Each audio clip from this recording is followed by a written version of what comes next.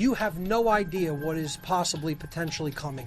This is all about them controlling people and lying to people through the media. The occult is knowledge about how nature works and how the human psyche actually works. And you know what?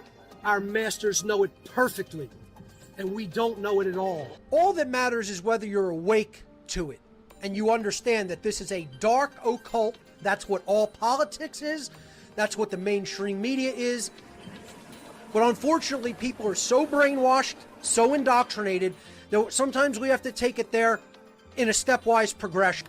Our masters don't want us to have access to the same tools of true learning that they have access to. The best way of dealing with this is don't be apologetic to people, don't let them control the narrative, and don't let them spread false information for others to believe.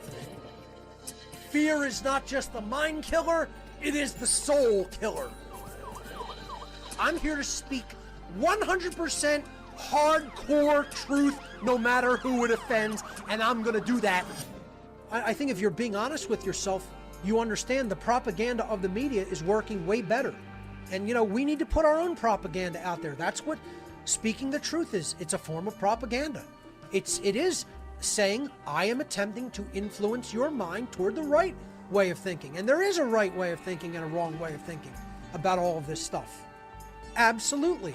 And the right way is stick to the principles, because they're the same principles for everyone. They don't change. You need to understand their mindset and strategies. They're giving you their mindset, and you never understand that that becomes your mindset. And that's why they can beat you. That's why they can own you. These are control freaks. They're people who think they're God. They're people who think there are kings, are rulers, are masters, that their worldview and that their absolute decrees are not to be questioned or challenged.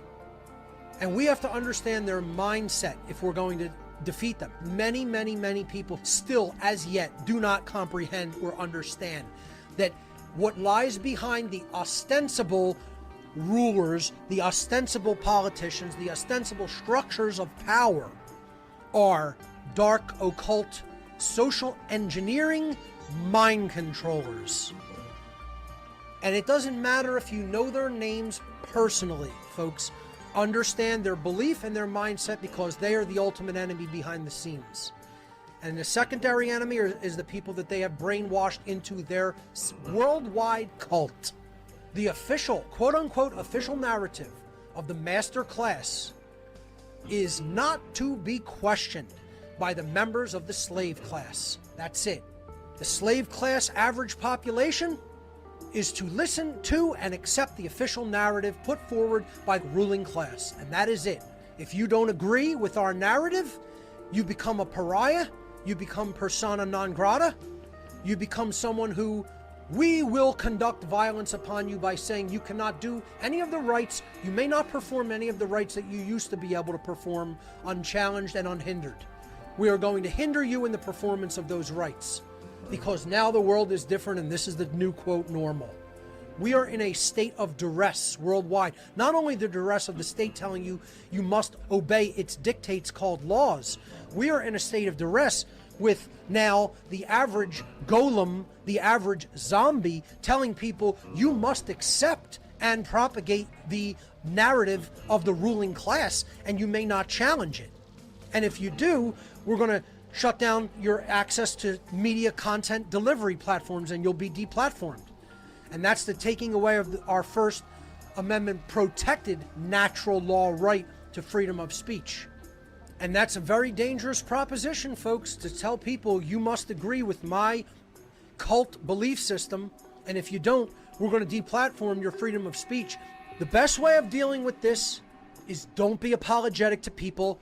Don't let them control the narrative, and don't let them spread false information for others to believe. Your opinion based on your feelings is not as good as my hard-won knowledge that is meticulously weeded through with the trivium process.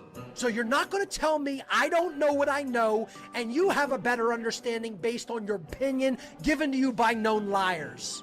You will not Tell me I must believe what you currently believe, or you will strip my rights as a result of me not capitulating to your worldview. And that's the attitude we need to take with these people. Not back off. Not back down. The more you back down, the more you're going to embolden and embrazen these people. Fear is not just the mind killer, it is the soul killer. And that's where most people are at, and I will never capitulate to fear.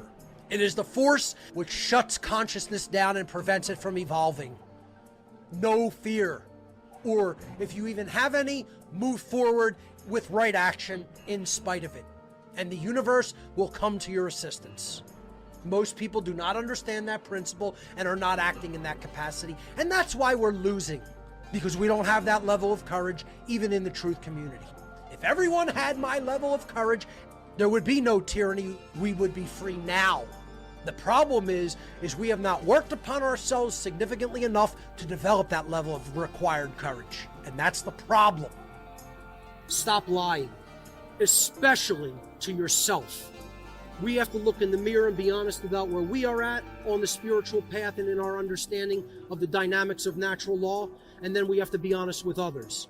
But before we can tell the truth to others, we must first become fully honest with ourselves. We must be realistic about where humanity is as a species. Is the mindset of anarchy, or the principles of moral behavior upon which anarchy is based, truly propagating widely and manifesting in our world? We have to be honest with ourselves about that. Have anarchists as a movement, a so-called movement, accomplished the goals of the abolition of government and the restoration of our sovereign natural rights to any individuals anywhere on earth?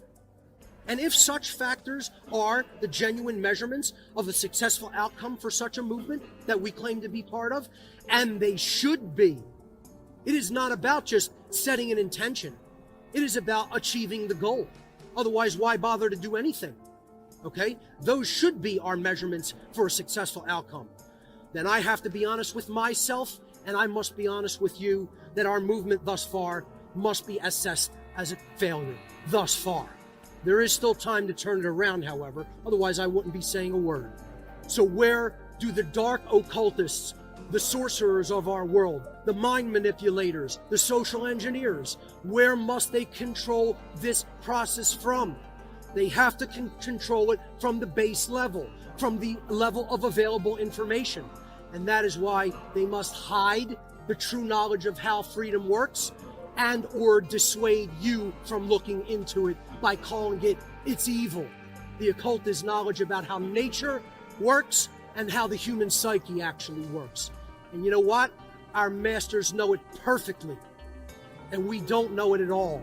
So, are human beings free? Are we free to exercise our rights unrestrained, or are we living in a perpetual state of duress if we don't comply with the commands of the so-called ruling class? The natural law of freedom has a quantifiable effect. Aggregate freedom is directly proportional to aggregate morality. Consequences will be manifested into the human condition as a direct result of the moral quality of aggregate human behavior. We collectively reap the result of the behavior which we collectively sow. Eternally immutable principles of governing dynamics in nature. Understand it, and if you understand it, you will understand how we will build true freedom together. For though the left reign among us, there's the scientific equation. The sum of freedom is directly proportional to the sum of morality. And it can never be any other way. That is a natural law of the universe. And it's what most quote-unquote anarchists have zero understanding of as yet. Live in the present moment. To live truly in the present moment, we have to get away from this diverse of infighting and all these factions of anarchy. There's no such thing. There is only the understanding that anarchy is true freedom based upon natural law. Divisive infighting between the so-called anarchist factions must end. There is only one true divide that separates humanity into two distinct types of individuals. But there's unfortunately a huge chasm in between. The criterion for this divide is whether or not an individual believes in authority and therefore believes that there is somehow moral, quote-unquote, legitimacy, quote-unquote, to human slavery. And we know that there can never be. To live in the present moment means that we must develop the ability to release our attachment to our own ego. And this is the problem in the anarchist community. Being trapped in ego can make one unteachable or unable to learn new and hidden truths. We think we have it all figured out already, but we don't understand there's much more to learn. Some anarchists refuse to acknowledge that there is a higher power or law of governing dynamics which exists in creation and determines the outcome of manifested reality based upon free will-based behavior. A prerequisite to being allowed to be taught in the ancient mystery traditions was an acknowledgement of a higher power than man, a force which also put into place the unseen spiritual laws that govern the consequences of behavior. To begin the process of shedding ego attachment, one must develop the ability to say one of the hardest things in the world that there is for the individual to say: I was wrong.